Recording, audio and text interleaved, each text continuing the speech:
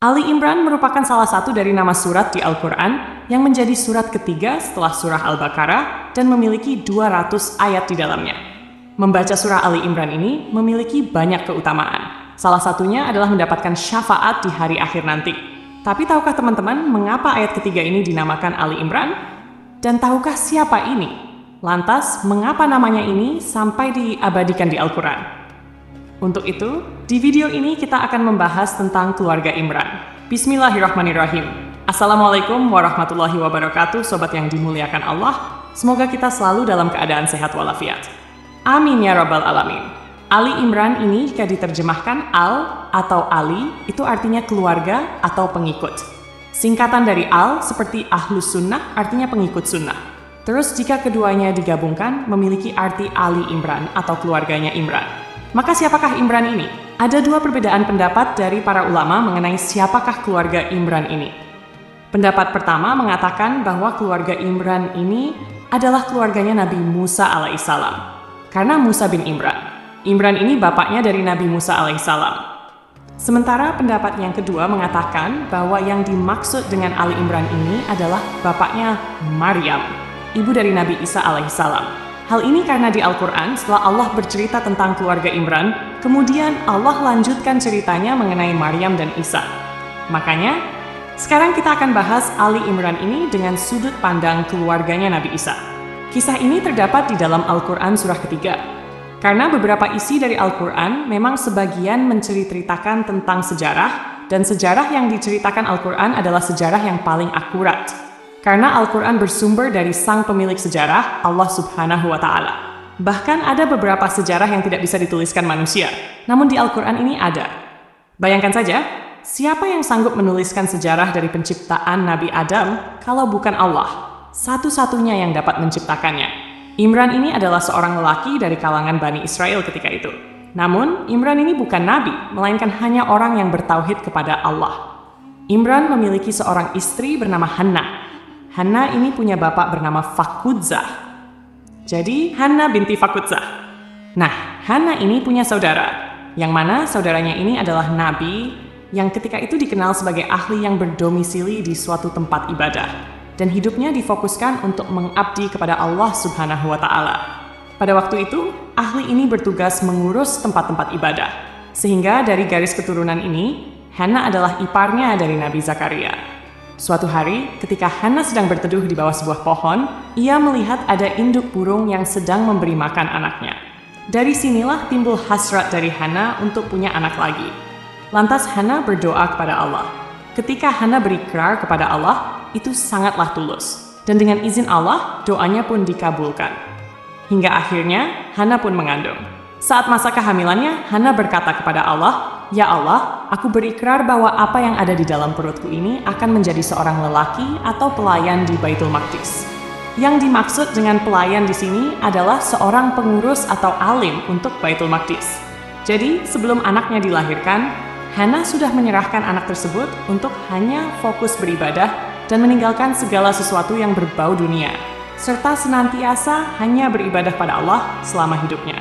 Inilah ungkapan rasa syukur Hannah kepada Allah karena bisa mengandung dan akan segera mempunyai anak. Tatkala suatu hari lahirlah anaknya Hannah ini.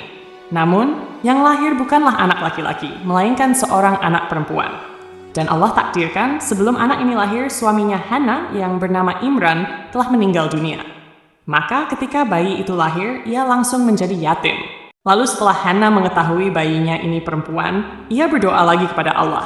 "Ya Rab, aku melahirkan anak perempuan, dan engkau lebih tahu bahwasanya anak-anak laki-laki tidak sama dengan anak perempuan."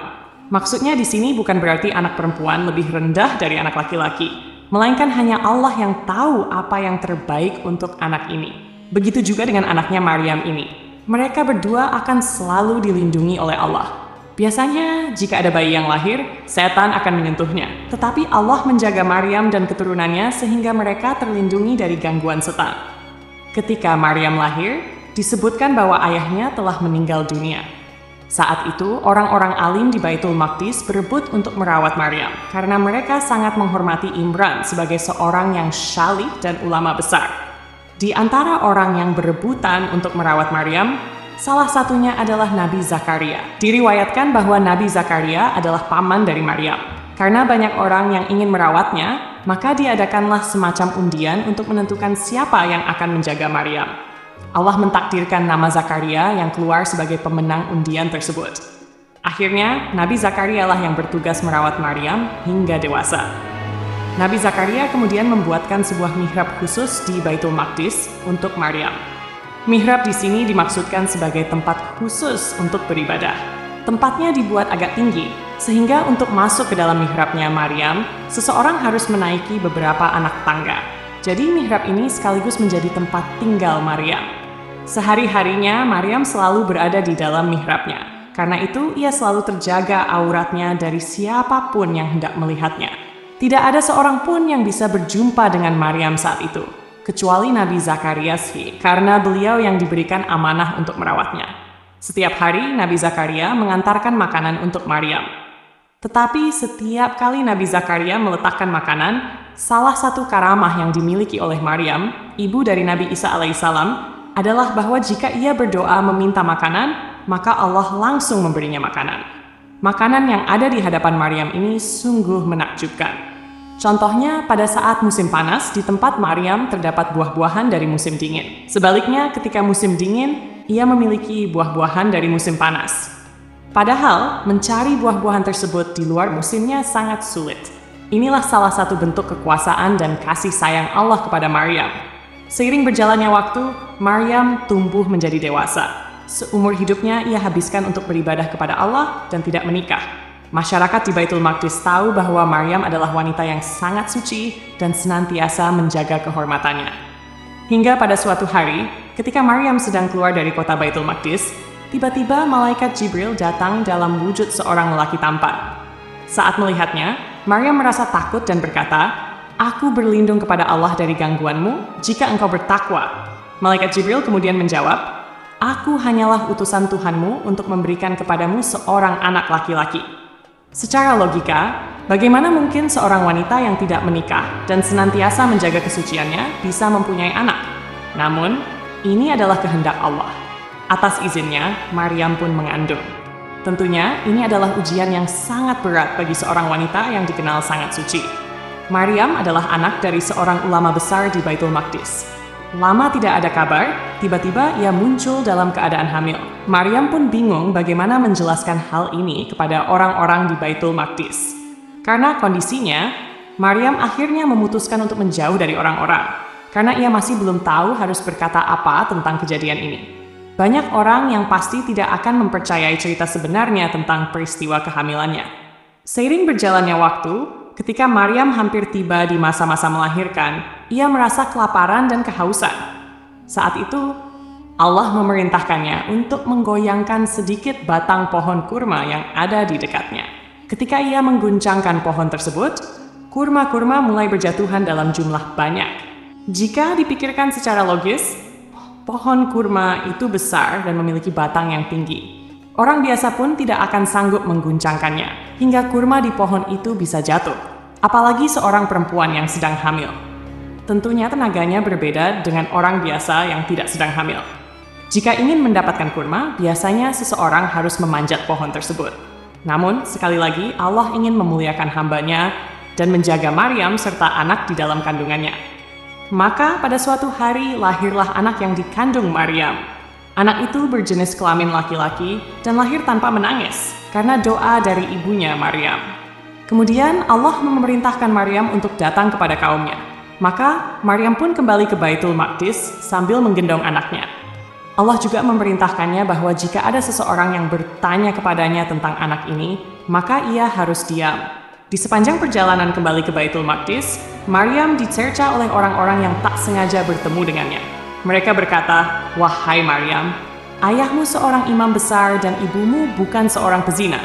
Mengapa engkau melakukan kemungkaran yang luar biasa ini?"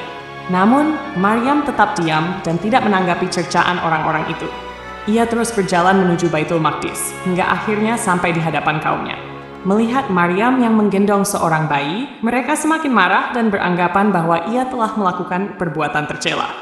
Jika Maryam berbicara dan mengatakan bahwa anak ini adalah pemberian dari Allah, tentu tak seorang pun dari mereka yang akan percaya. Maka Allah menunjukkan kekuasaannya melalui bayi yang masih berusia beberapa hari ini. Tiba-tiba, bayi itu berbicara, "Sesungguhnya aku adalah hamba Allah. Dia telah memberikanku kitab dan menjadikanku seorang nabi. Dia menjadikan aku orang yang diberkahi dimanapun aku berada, dan dia mewajibkan aku mendirikan salat dan membayar zakat selama aku hidup. Dia juga menjadikan aku seorang yang berbakti kepada ibuku, dan dia tidak menjadikan aku orang yang sombong serta durhaka. Keselamatan atas diriku pada hari aku dilahirkan, pada hari aku akan mati, dan pada hari aku akan dibangkitkan dalam keadaan hidup." Perkataan inilah yang membantah anggapan bahwa Nabi Isa adalah anak Tuhan. Apalagi yang menganggapnya sebagai Tuhan. Nabi Isa adalah manusia, sama seperti kita, yang diwajibkan untuk salat dan membayar zakat. Bayi yang berbicara itu kelak akan menjadi seorang nabi yang senantiasa bertauhid, dan di akhir zaman akan dibangkitkan kembali untuk membunuh Dajjal. Insya Allah di lain kesempatan kita akan membahas kisah lebih lanjut tentang Nabi Isa. Oke, jadi itulah cerita kita kali ini mengenai seorang hamba Allah yang bernama Imran, yang disebutkan dalam Al-Quran surah Ali Imran. Semoga kisah ini menjadi pengetahuan dan manfaat bagi kita semua. Sampai jumpa di kisah-kisah seru dan penuh makna selanjutnya.